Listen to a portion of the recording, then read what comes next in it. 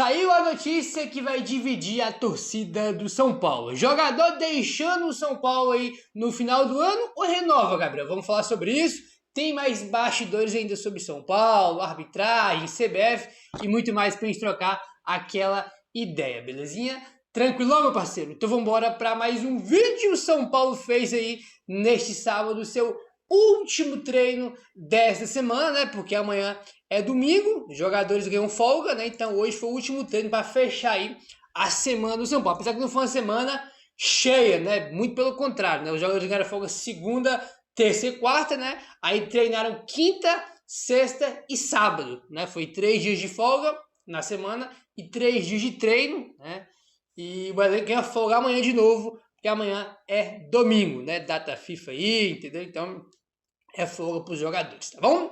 O São Paulo treinou na manhã deste sábado no CT da Barra Funda, de olho no jogo contra o Grêmio, que acontece na próxima quinta-feira, tá bom? As atividades deste sábado foi em um treino coletivo, com a participação de jogadores do elenco sub-20. O treinamento foi dividido em 3 tempos de 25 minutos, com times mesclados e sem definição de titulares ou reservas, tá? Então o treino foi com o time sub-20 aí, né? Teve 3 tempos de 25 minutos e os times foi mesclado, né? Não foi o time principal contra o sub-20, foi misturado, né? Um time tinha um jogador da base com o principal e os outros dois também. O outro time no caso, né? Porque foram 2 times se enfrentando, tudo misturado, entendeu? Tudo misturado. Aí, a gente já viu 3, né? Que foi do time principal com o sub-20, dessa vez foi tudo misturado aí. Realizar amistosos com os garotos do sub-20 era um desejo do técnico Hernan Crespo durante essa paralisação do Campeonato Brasileiro para a data FIFA. O principal objetivo da comissão técnica do Crespo é observar de perto o desempenho de jogadores que recém se recuperaram de lesão, como é o caso do Oscar, do Lucas, em situações mais parecidas com a de um jogo, tá? Então é isso, né? Trouxe jogadores da base aí, né? Fazer esse jogo treino, podemos dizer, mais ou menos isso, né? E o objetivo do Crespo é ver principalmente o Lucas e o Oscar, né, cara, ali já, né, trabalhando ali, treinando já algumas situações que são de jogo, já que o Lucas voltou contra a LDU, né? Jogou um pouco contra a LDU, jogou um pouco contra o Ceará e jogou um pouquinho contra o Palmeiras. E o Oscar ficou no banco em alguns jogos, só que não entrou em nenhum até agora. Coisa que chama a atenção, né? Ficou no banco já uns 2, 3 jogos e não entrou em nenhum, né? Então, tipo assim, esse treino aí com os garotos serviu pro Crespo observar mais o Lucas e o Oscar, né? Já imaginando aí algumas situações de jogo, né? Já trabalhando algumas situações aí de jogo no treino com os garotos aí da base. O São Paulo ganha folga neste domingo e volta aos treinos na segunda-feira, de olho na partida contra o Grêmio, né? Aí ganha folga amanhã, domingo, né? Aí o time se representa aí na segunda-feira, treino segunda, treino terça, treino quarta e viagem, né? Quarta tem treino e viagem aí, e na quinta a gente tem esse jogo aí contra o Grêmio, né? O primeiro jogo do São Paulo pós data FIFA, né? Então, tipo assim, jogo importante, São Paulo já desperdiçou muitos pontos em casa, agora tem que buscar ponto fora, irmão. Os 2 próximos jogos são fora de casa. Esse contra o Grêmio em Porto Alegre e depois tem o Mirassol, né, lá em Mirassol, né, que é um jogo duríssimo aí também. Então tem que buscar pontos fora de casa, né, cara, para tentar minimizar isso, porque é o 8º, né, na última rodada depois que perdeu o Palmeiras. Então, tipo assim, tá ficando difícil aí a questão da Libertadores, né? Vai ter que buscar pontos aí fora de casa. Vai ter que buscar pontos fora de casa. Aí, enfim. Bom, já que eu citei o jogo do São Paulo contra o Mirassol, que eu falei que os 2 próximos são fora de casa, vamos falar sobre isso. A pedido da Globo, a partida entre Mirassol e São Paulo, que está marcado para o dia 19 de outubro, né, mais conhecido como no próximo domingo, né, se amanhã no outro, teve seu horário alterado das 4 da tarde para as 6h30.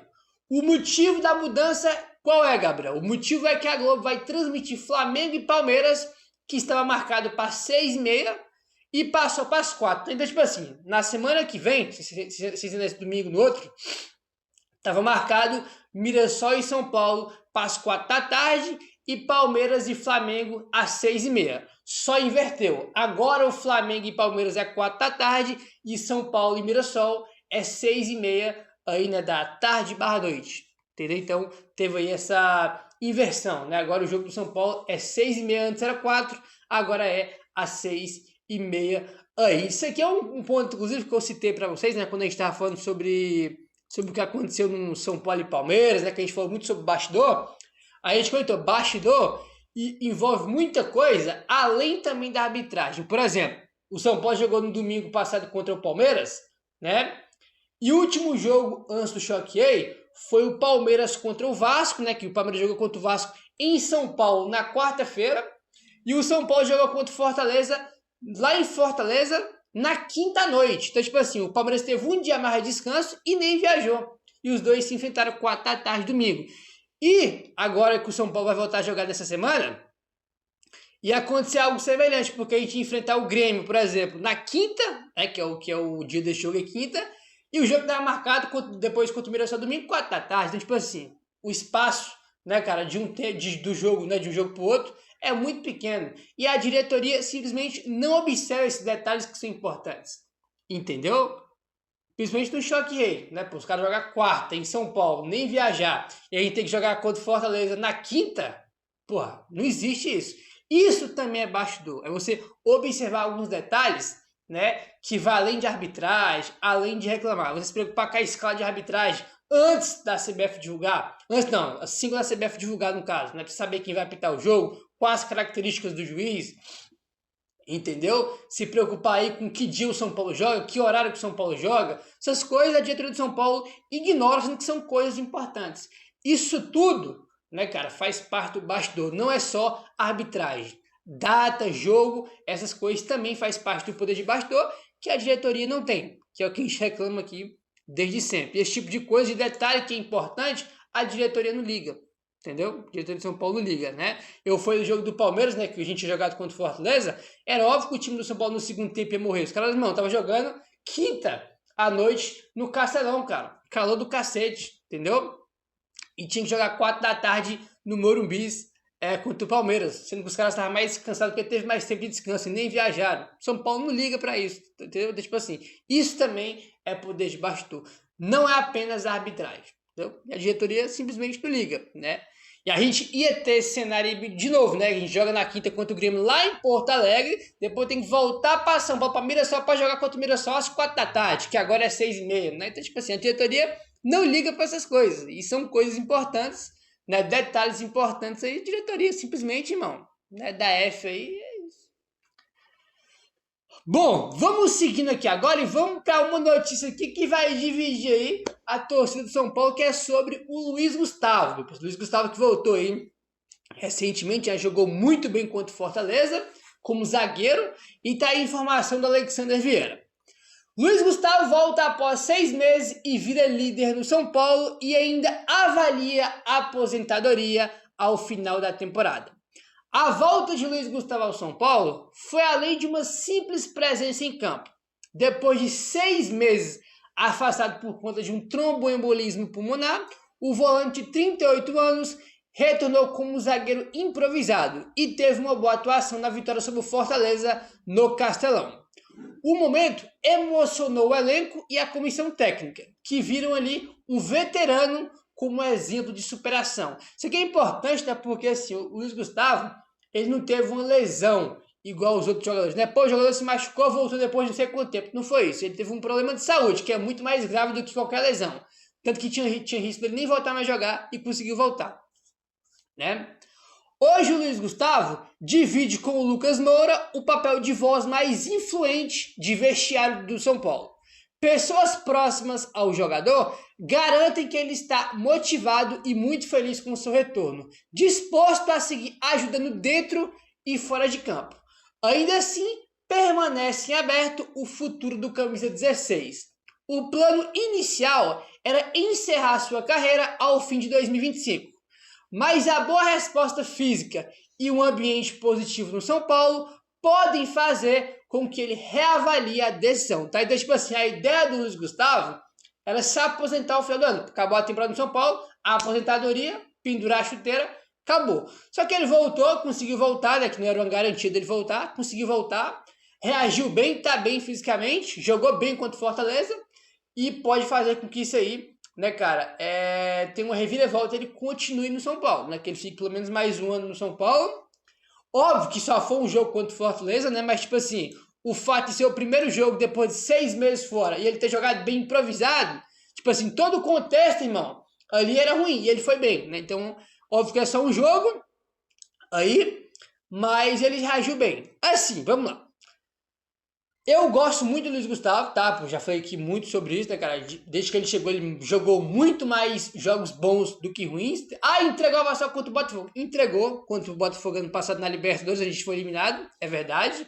É óbvio que ele vai ficar marcado por isso, não tem jeito. Mas aquele lá foi um erro isolado, porque ele mais jogou bem do que mal desde que ele chegou no ano passado, entendeu? A questão aqui é a seguinte: o salário dele é muito alto para um jogador que não é titular absoluto e que não vai ser provavelmente, né? Não sei, não imagino que ele vai virar titular absoluto como zagueiro nem como volante. Acho que ele vai ser aquele cara útil ali que pode jogar nas duas funções, pode ser o 12º jogador. A minha questão é, ele recebe um salário muito alto para um jogador que não é titular absoluto. Se ele aceitasse reduzir o salário dele pro ano que vem, eu aceitaria que ele ficasse. Óbvio também, caso ele continue jogando bem os jogos até o fim do ano. Né? Porque ele tem que terminar a temporada bem, né? Pra falar, posso entregar mais ano que vem. Tô bem. Óbvio que não é só um jogo contra o Fortaleza, entendeu? Tem que continuar jogando bem nos jogos que ele entrar aí. Se ele aceitar reduzir o salário dele, eu aceitaria que ele ficasse, entendeu? Porque ele é líder do time, é uma voz ativa no vestiário e, né, jogou bem contra o Fortaleza e acho que pode continuar jogando bem, entregando aí pro time, entendeu? Então, tipo assim, essa é a minha opinião. Caso ele aceite diminuir o salário, eu aceitaria que ele ficasse no São Paulo para 2026, na minha humilde opinião, né? Mas é óbvio que tem muita gente que não vai querer, né? Mas enfim, questão apenas aí de opinião, eu acho que é questão de opinião. Tem a questão também que o São Paulo tem muito jogador já mais velho, com salário alto, que não consegue jogar, né? O próprio Luiz Gustavo estava 6 meses fora, o Oscar não conseguiu jogar até agora, o Lucas não jogou na temporada, o Caleri, infelizmente, também se machucou e estava mal também, né? Então, são jogadores que têm mais de 30 e que tem salário alto, né, cara? Quando a gente precisa, os caras não estão disponíveis porque tá machucado, tem salário alto, ocupa a folha salarial e a gente não tem um retorno em campo. Então, essa é uma questão também que tem que olhar pro ano que vem, né, cara? Talvez mudar aí, né, a característica do elenco do São Paulo.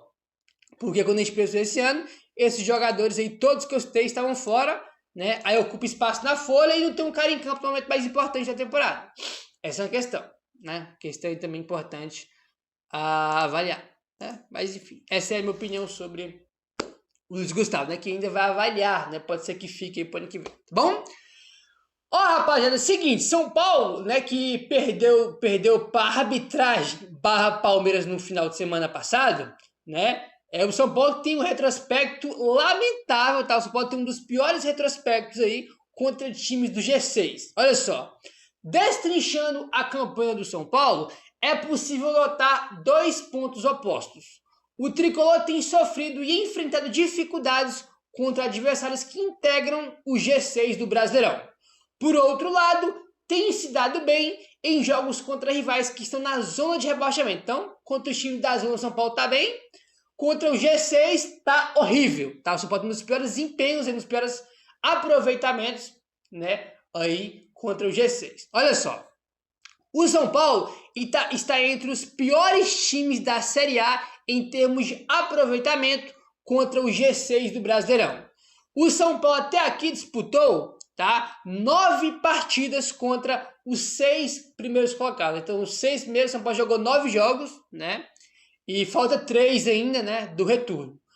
São Paulo jogou uma vez contra o Flamengo, né? Falta o segundo jogo ainda do retorno, né, que vai acontecer. Jogou já os 2 jogos contra o Cruzeiro, já jogou os 2 contra o Palmeiras, jogou um contra o Mirassol, um contra o Bahia e já jogou os 2 contra o Botafogo. Então, até aqui, foram 9 jogos contra a equipe do G6, tá bom? Aqui foram 9 jogos. Desses 9 jogos, o São Paulo somou apenas uma vitória, tá? Nesses 9 confrontos contra o G6. Amargando 6 derrotas e 2 empates. Tá? Então são 9 jogos contra o G6, com 6 derrotas, 2 empates, apenas uma vitória. São Paulo tem 18%, tá, de aproveitamento contra o G6. Tipo assim, lamentável, horrível, né? A vitória única foi contra o Botafogo, que foi no jogo que antecedeu ao jogo contra o LDU, né? Que o São Paulo teve data FIFA e o primeiro jogo foi o jogo contra o Botafogo. A gente venceu por 1x0 o gol do Dineno, né? No Morumbi aí, que a gente quebrou um tabu contra o Botafogo. Então, essa foi a única vitória do São Paulo contra times do G6, cara. Tipo assim, é horrível o aproveitamento do São Paulo. 18%, tipo assim, lamentável, né? Tipo assim, bizarro aí com o aproveitamento do São Paulo. É ruim, né, cara? Muito ruim mesmo. Se os números contra o G6 deixam a desejar, as estatísticas contra os times do Z4 são mais positivas. O São Paulo enfrentou até aqui uma vez o Juventude, 2 vezes o Sport, 1 vez o Vitória e 2 vezes o Fortaleza, tá? Aí são 6 jogos, né, contra times aí do G4, 6 jogos, tá?